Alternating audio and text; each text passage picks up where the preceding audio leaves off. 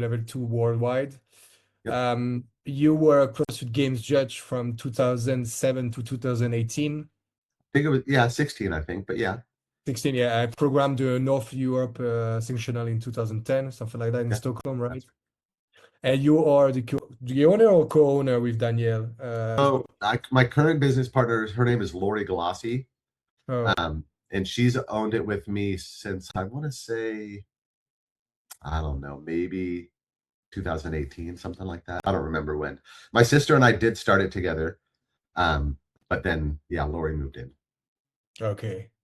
So just to make sure that everyone is following like the date, because like we take back and forth, and so Yeah. to make like that's a very good, resume for for like Yeah. So, right. 2007, like that 2005, time I I was started 7 years CrossFit. old. 2007, I joined the seminar team. 2008, I took over ownership of CrossFit Santa Cruz. I think it was 2011. I went out to Stockholm for the sectionals. And really, I didn't judge in 07 because I just showed up and hung out at Dave's Ranch. But from 08 to 16, or maybe it was 18. Anyway, I did 10 years judging the CrossFit Games until they flew us up to Aromas that one year. Like we were down in Carson City and they flew the whole team up. That was the year I was like, wow, that was a big year. I'm good. I'm going to move on from the judging scene. Yeah, that was 2011. And then seminar staff until 2025. That's true, yes. And then 2025 is when I left seminar staff and joined the Met Fixed Academy. Yeah, we were talking about that. And so make like a kind of notice about what you're saying about the empirism of CrossFit, like the empirism of, because that's when you explain all the things about Glassman and the way he thinks about defining scientifically the methodology and what is fitness is actually empirism. It's like the most famous and the way that we do in science to define some things is like empirism and like taking data about everything. It's like that's science.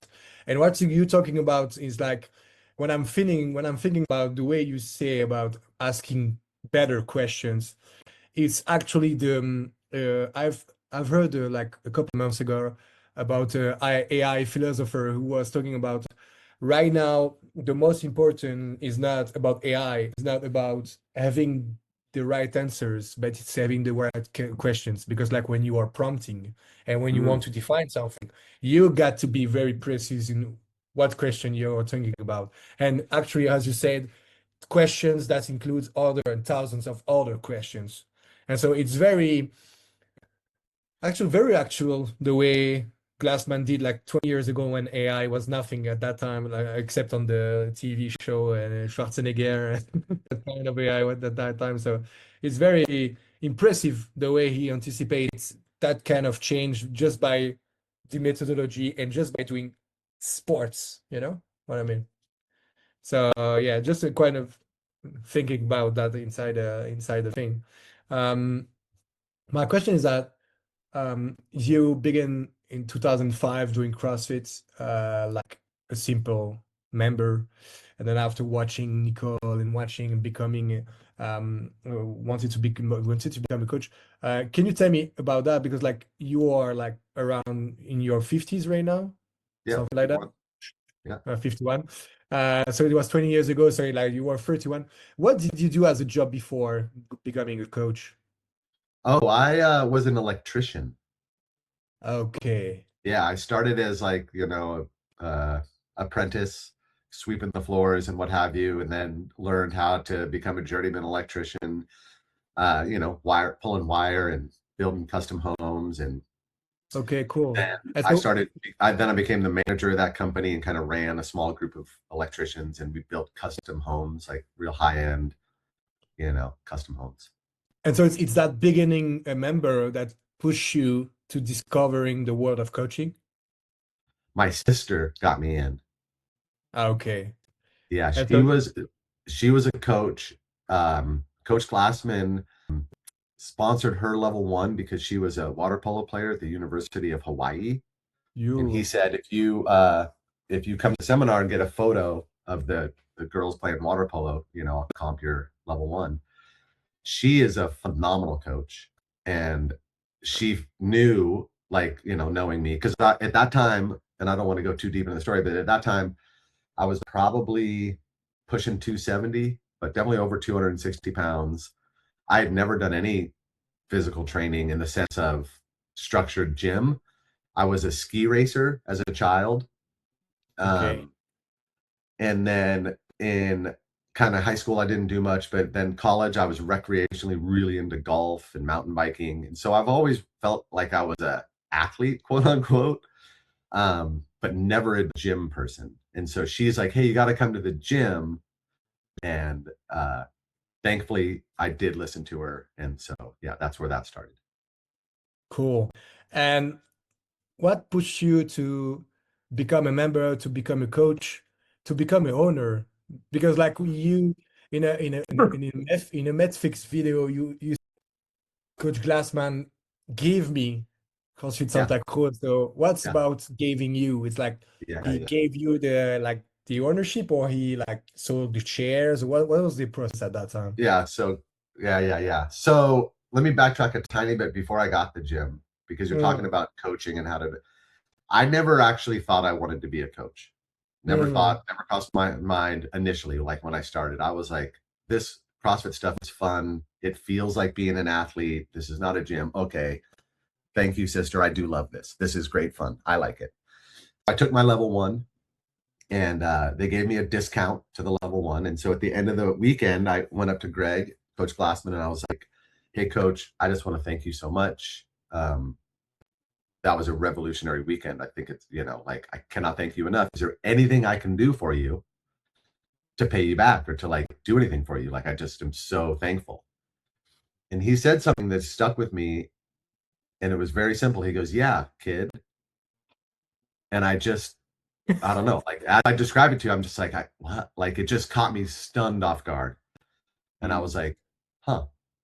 And so that invitation of, that's how you can repay me, Hollis, is be successful as a coach. And so that was like a Sunday night.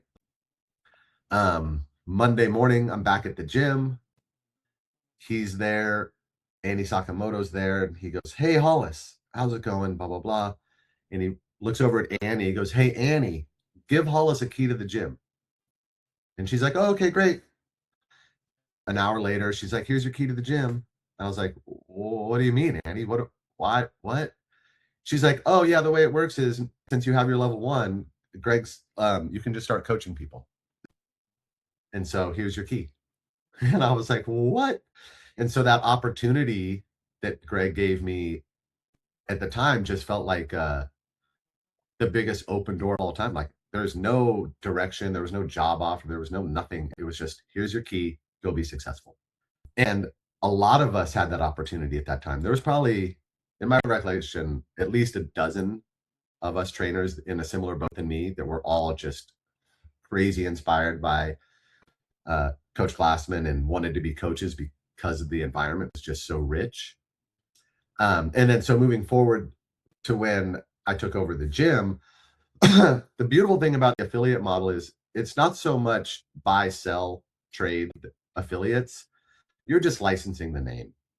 And so there's an agreement basically that, like, hey, yeah, you do CrossFit, and here's your licensing agreement, CrossFit.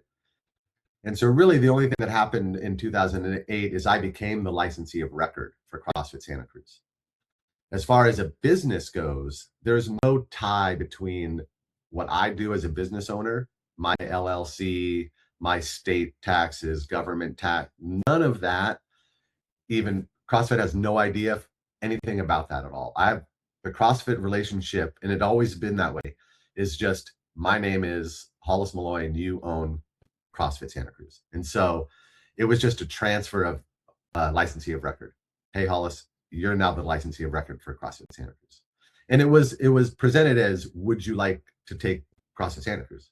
And to me, that offer was stunning to me, because I held CrossFit in such a high regard. Like I was saying, I've been looking up to these people, and to have them look at me and be like, hey, you want to take it? I just thought it's nothing but a crazy opportunity and a huge responsibility of stewardship, right? Like, I never felt like I was the owner per se. I felt like I was now like kind of the steward of that. Like I need to preserve what had been created there. And so that it wasn't really a business thing, if that makes sense. That makes That sense. does. That does. And that's interesting to see, like, and going back to what you mentioned earlier and also to what you just mentioned here, to preserve so rich. And how over the years did you keep that keep that essence and kept that thing going the way so obviously I think like some things need to evolve, but like how did you keep that kind of like the initial fire going and make sure you nurture it? I think a lot of it is just pure luck of being at the right place at the right time. And then also I don't know, this is a little personal, but as a kid, I always liked to take things apart.